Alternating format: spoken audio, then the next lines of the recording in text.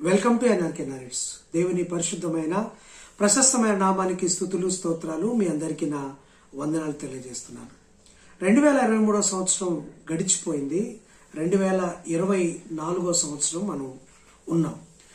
ఈ 2024 సంవత్సరం దేవుడు మనకు దయా కిరీటముగా, కృపా కిరీటముగా ఇచ్చింది ఎందుకో తెలుసా?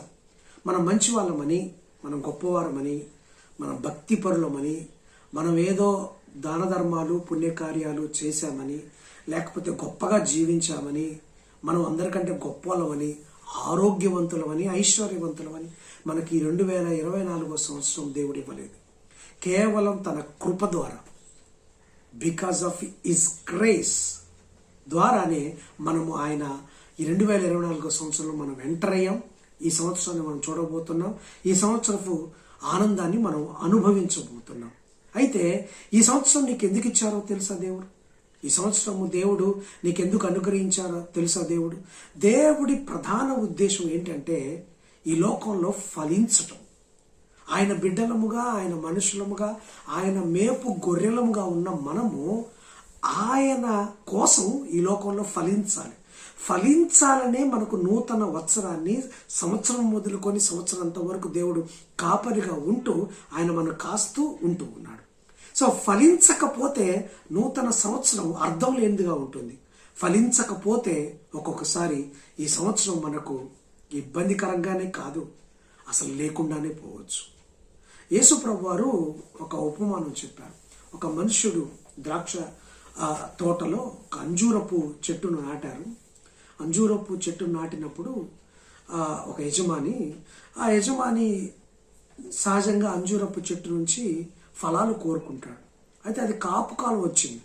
కాపు కాలం వచ్చిన తర్వాత కూడా 3 సంవత్సరాలు అది ఫలించలేదు. అంటే కాచే కాలం వచ్చిన తర్వాత 3 years వెయిట్ చేశాడు ఆ యజమాని. ఎందుకు? దాని నుంచి ఫలాలు వస్తాయేమో, అవి ఫలాలను మేము స్వీకరించుదామని అనుకున్నారు. కానీ కాచే కాలం తర్వాత కూడా, అంటే చెట్టు ఎదిగి ఇంక ఇప్పుడు కాస్తుంది అన్న తరుణంలో కూడా అది కాయకుండా 3 సంవత్సరాలు అలానే కాపు లేకుండా ఉంది.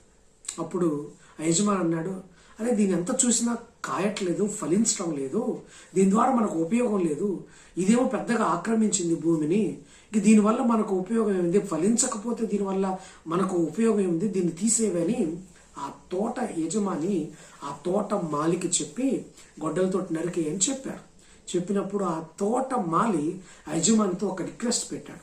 ఏం చేయటంటే, అయ్యా నిజమే ఇది ఫలించటం లేదు, అర్థమవుతోంది, మరి గడిచిన 3 సంవత్సరాలుగా దీని నుంచి ఫలాలను మనము కోరుకుంటున్నాం కానీ ఫలించడం లేదు. అయితే ఒక్కసారి ఛాన్స్ ఇవ్వండి, ఒక్క ఏడాది, ఒక్క సంవత్సరము ఈ చెట్టును నరికివేయకుండా ఉండనివ్వండి. ఎందుకంటే ఈ సంవత్సరం చక్కగా పాదు తీసి, చక్కగా నీరు పోసి, అది ఫలించుటకు కావలసిన అన్ని సమకూర్చి పెడతాము. ఈ సంవత్సరం కూడా ఫలించకపోతే నువ్వు అన్నట్టుగానే దీన్ని గొడ్డలతో నరికి వేద్దామని ఆ తోటమాలి యజమానికి రిక్వెస్ట్ చేయటంతో, బ్రతిమ్మలాడుకోవటంతో ఆ యజమాని కూడా కరిగిపోయి, సరేలే ఈ సంవత్సరం కూడా ఫలించకపోతే దీన్ని తీసివేద్దాం, ఈ సంవత్సరం ఉంచని చెప్పాడు. అయితే ఆ తోటమాలి దాన్ని ఎరువేసి చక్కగా పాదు తీసి ఆ ఫలించుటకు అననుకూలంగా ఉన్న వాటిని అన్నింటినీ తీసివేయడానికి ఆయన ప్రయత్నం చేస్తున్నాడు.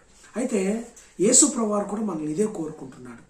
గతంలో ఫలించకపోయినా, గతంలో దేవుడికి ఇష్టంగా లేకపోయినా, గతంలో దేవుడికి అయిష్టంగా ఉన్నా, గతంలో దేవుడి కోసం చేదు ద్రాక్షలు లేకపోతే కారు ద్రాక్షలు, చేదు ఫలాలు ఇచ్చినా మనం ఎందుకు ఇంకా 2024 సంవత్సరంలో మనల్ని ఉండనిచ్చాడు, మనకిచ్చాడు అంటే ఈ సంవత్సరమైనా తియ్యటి ఫలములను ఫలిస్తామని, మంచి ఫలములు ఫలిస్తావని, ఆ మోడు బారిపోయిన స్థితిలో నుంచి చిగురించి నువ్వు ఫలిస్తావని దేవుడు ఈ అవకాశాన్ని ఇచ్చాడు. ఆ తోటమాలి యజమాన్ని వేడుకుంటున్నాడు. ఆ యజమాని ఎవరో తెలుసా? తండ్రి అయిన దేవుడు. ఆ తండ్రి అయిన దేవుడు మనకు ఈ సంవత్సరాన్ని, నూతన వత్సరాన్ని దయాకిరీటంగా ఇస్తే దాన్ని ఫలించలేకపోవడంతో తండ్రి కోప్పడి ఆ తీసివేయని చెప్పినప్పుడు తోటమాలి అయిన యేసు ప్రభు వారు తండ్రికి విజ్ఞాపన చేస్తున్నాడు. ఈ ఒక్క సంవత్సరము నా కుమారుణ్ణి, నా కుమార్తెను ఉంచనిమ్ము, ఈ సంవత్సరం కూడా పొడిగించు, ఈ సంవత్సరం ఖచ్చితంగా ఫలిస్తారు, ఖచ్చితంగా ఉంటాడు, ఖచ్చితంగా అనుకువగా ఉంటాడు, ఖచ్చితంగా ఫలించే దిశగా నీకు సాక్షికరంగా ఉంటాడు. ఈ 1 సంవత్సరం ఉండనిమ్మని తన పరమ తండ్రికి కుమారుడైన యేసు ప్రభు వారు తన కుడి పార్శ్వంలో కూర్చొని వేడుకుంటున్నాడు. మనకంటే ముందుగా యేసు ప్రభు వారు ఈ లోకంలో చనిపోయి 3వ దినమున లేచి పునరుత్థానుడై పరలోకంలో ఏం చేస్తున్నాడు అనుకుంటున్నారు? ఇదే చేస్తున్నాడు. తండ్రి కుడిపార్శ్వంలో కూర్చొని నీ గురించి, నా గురించి, తన బిడ్డలైన వారి గురించి విజ్ఞాపనలు చేస్తున్నాడు. ఆ విజ్ఞాపనల ధ్వని వలనే ఇంకా మనం బ్రతికి ఉన్నాం. ఆ విజ్ఞాపనల రోదన వలనే ఇంకా మనము 2024 సంవత్సరం చూడగలుగుతున్నాం. అయితే ఈ సంవత్సరం కూడా నువ్వు ఫలించకపోతే, ఈ సంవత్సరం కూడా ఫలించకపోతే గొడ్డలి రెడీగా ఉన్నది. గొడ్డలి రెడీగా ఉన్నది. ఆ గొడ్డలి పోటు కావాలా, లేకపోతే నువ్వు ఫలించే ఫలము కావాలా? ఒక్కసారి ఆలోచన చేసుకో. ఈ సంవత్సరమైనా దేవుడికి ఇష్టంగా మారకపోతే, ఈ సంవత్సరమైనా దేవుడికి సాక్షికరంగా మార్చకపోతే, ఈ సంవత్సరమైనా దేవుడికి అనుకూలంగా నువ్వు జీవించకపోతే గొడ్డలి రెడీగా ఉన్నది. ఆ గొడ్డలి వేటు మహాభయంకరంగా ఉంటుంది. ఒక్కసారి ఆలోచించు. 24 సంవత్సరాన్ని వేగ్గా, లేకపోతే ఏదో వచ్చింది కదా గడిపేద్దాం అన్న ఫ్లోలో ఉండమాకు. ఈ 2024 సంవత్సరంలో దేవుని కోసం నిలవబడాలి, దేవుడి కోసం ఫలించాలి, దేవుడి కోసం గొప్ప కార్యాలు చేయాలి, దేవుడి కోసం సాక్షిగా ఉండాలనే ఒక గట్టి తీర్మానంతో ముందుకు వెళ్ళు, ఫలించు. ఆ ఫలాలు నీకు, నీ కుటుంబానికే కాదు, నీ చుట్టుపక్కల వారికి కూడా ఆశీర్వాదకరంగా మారుతాయి. అటు ఆశీర్వాదకరంగా నువ్వు, నేను, మనందరం ఉండాలని ఆ పరమదేవుణ్ణి వేడుకుంటున్నాను. Thank you very much. Thanks for watching. God bless you.